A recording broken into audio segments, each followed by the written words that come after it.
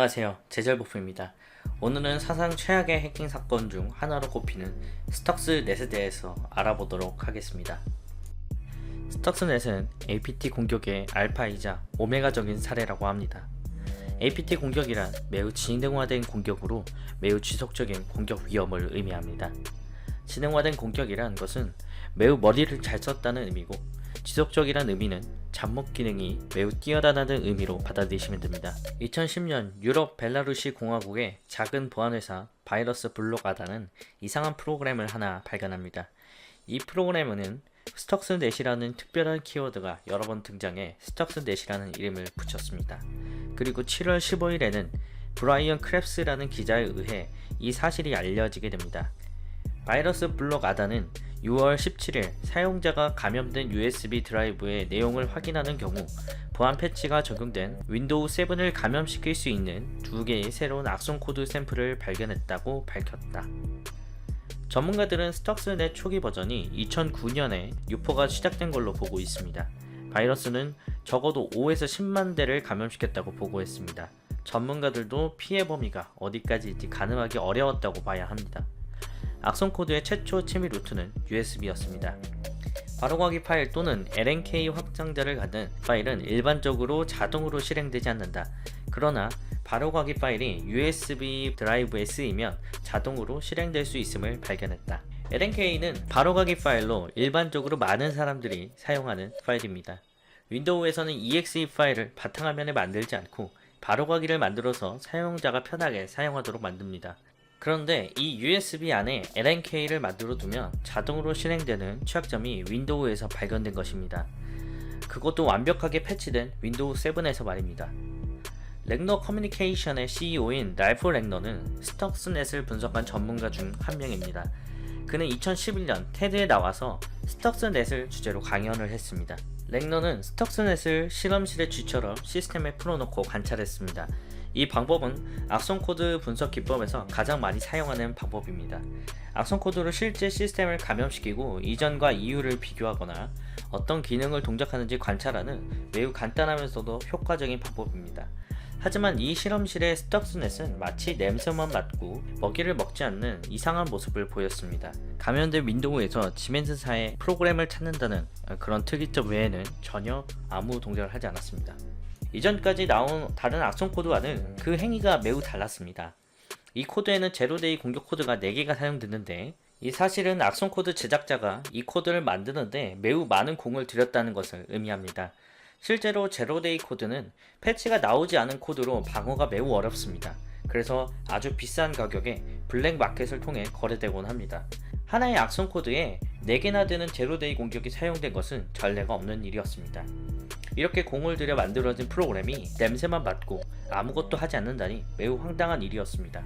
가장 정확한 행위를 확인하는 방법은 처음부터 끝까지 코드를 리버싱하는 겁니다. 리버싱은 프로그램의 구조를 역분석해 그 원리와 행동을 알아내는 방법인데, 스턱스넷을 처음 규명한 팀에 있었던 리암 오모츠는 전체 코드를 뜯어보는데 실제 3에서 6개월이 걸려서 모든 작업의 99%를 파악했다고 말합니다. 어떤 공격 코드가 들어있는지 모르는 상황에서 이 시간을 소비하기에는 매우 어려웠던 걸로 보입니다. 최초 감염 루트는 USB를 통해 들어오지만 그 후에는 윈도우 공유 시스템을 통해 공격을 수행합니다. 이렇게 감염된 하나의 윈도우가 주변의 다른 윈도우를 감염시키는 악성 코드를 웜이라고 합니다. 이때 사용된 취약점은 SMB 취약점으로 유명한 컨피커라는 취약점을 사용했습니다. 스턱스넷은 주변 윈도우 세대에만 침투를 하게 됩니다. USB와 노트북은 모바일이라는 그 편의성으로 인해 이 네트워크나 저 네트워크를 옮겨 다니면서 터뜨릴 수 있어서 걷잡기가 매우 힘들어집니다. 스턱스넷에 사용된 특별한 기능은 이것이 끝이 아닙니다. 악성 코드가 오랫동안 지속될 수 있었던 비결이 있는데, 바로 그 비결은 루트킷입니다. 루트킷은 악성 코드 제작 방법 중에서도 운영체제 커널에 씹는 매우 어려운 프로그램입니다. 루트킷은 운영체제의 심장으로 볼 수 있는 커널 영역에 드라이브라는 이름으로 설치가 됩니다. 보통 루트킷은 다른 악성 코드의 행위를 숨겨주기 위한 역할을 합니다. 직접 악성 행위를 한다기보다는 백신으로부터 악성 코드를 보호하고 잘 숨을 수 있도록 서포트합니다. 스턱스넷이 2009년 초부터 등장했지만 오랜 시간 버틸 수 있었던 이유입니다. 게다가 이 루트킷은 공인 인증된 서명을 가지고 있습니다. 위험하지 않다고 누군가가 서명을 해둔 겁니다. 이 서명은 황당하게도 합법적인 회사인 마이크론 테크놀로지와 리얼텍에서 각각 유출된 공인인증서와 비밀키로 서명했습니다. 스톡스넷은 MRSnet.sys와 MRS-CLS.sys의 두 가지 드라이버를 사용해 USB 저장 장치에 악성 코드를 숨겼습니다. 이러한 치밀한 구조가 스톡스넷을 숨길 수 있는 핵심 아이디어로 동작했습니다. 공격 코드로 의심되는 코드를 찾은 랭너는 이렇게 특별하게 만들어진 악성 코드의 목표에 몇 가지 가설을 세웁니다. 공격 코드가 전혀 실행되지 않기에 이런 가설을 세운 것입니다. 강력한 파괴 행위가 목적이라는 점, 중요 시설이 대상이어야 한다는 점, 이란에 위치한다는 점. 이렇게 많은 노력과 투자로 만든 악성 코드라면 뭔가 특별하고 강력한 목표가 있었을 것이라고 본 겁니다. 그리고 이란에서 대부분의 악성 코드들이 발견됐기 때문에 이란을 겨냥한 공격이라고 추측했습니다. 미국의 문화와 패션에 대한 기사를 주로 담는 베너티 페어는 2011년 4월호에 악성 소프트웨어 역사상 최대의 기술적 블록버스터라 표현했습니다. 어쨌든 랭너는 이러한 가설을 통해 부시르 핵발전소와 나탄즈 연료 농축 공장으로 그 대상을 압축시켰습니다. 결국 다른 기술자들과 이야기한 결과 이 악성 코드가 지멘스사의 스카다 시스템에서만 동작한다는 사실을 발견합니다. 스카다 시스템이란 산업 제어 시스템을 의미하는데 제조, 생산, 발전, 송전, 배전, 풍력발전소, 건축, 공항, 조선, 우주정거장 등의 작업 공정을 감시하고 제어하는 컴퓨터 시스템을 의미합니다. 일반적으로 보안을 위해 외부 인터넷과 연결되지 않는 독자적인 네트워크를 사용합니다. 일반적인 방법으로는 스카다 시스템에 접근할 수 없으니 들키지 않으면서도 매우 확산이 빠른 악성 코드를 배포해 접근하는 방향으로 만든 겁니다. 그러다가 특정 스카다 시스템에 도달하면 활동을 시작합니다. 지멘스사의 윈CC PCS7 스카다 제어 소프트웨어인 스텝 7을 감염시킵니다. 소프트웨어와 PLC의 정상적인 통신 방식은 이러한 형태를 갖습니다. PLC는 프로그래머블 로직 컨트롤러의 약자로 하드웨어를 직접 조작하는 프로그래밍용 기기입니다. 정상적인 통신 방식을 새로운 DLL로 낚아채 PLC로 들어오고 나가는 데이터를 감시하고 변조합니다. 이렇게 프로그램의 흐름을 낚아채는 방식을 후킹이라고 부릅니다. 스톡스넷은 이렇게 어마어마한 루트를 거쳐 이 시스템을 찾고 있었던 것이죠.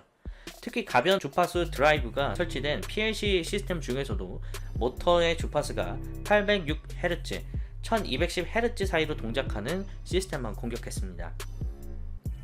이 조건에 해당하는 시스템은 펌프와 기체 원심 분리기를 포함한다고 합니다. 랭너는 회전자의 속도를 조절한다면 회전자를 망가뜨릴 수 있고 결국 원심 분리기가 폭발하도록 만들 수 있다고 말했습니다. 그리고 모니터링 화면에서는 이를 숨겨 시스템에서 인지할 수 없도록 막았습니다.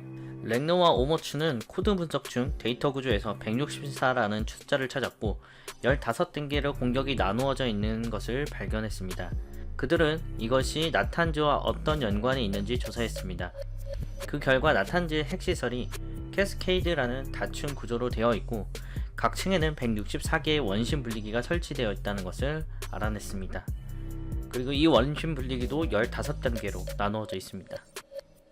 스톡스넷은 나탄즈의 핵시설 구조를 파악하고 그것이 동작하도록 만들었던 겁니다. 실제로 폭발이 일어나지는 않았습니다만 실제 성능에는 문제가 생겼던 걸로 알려져 있습니다.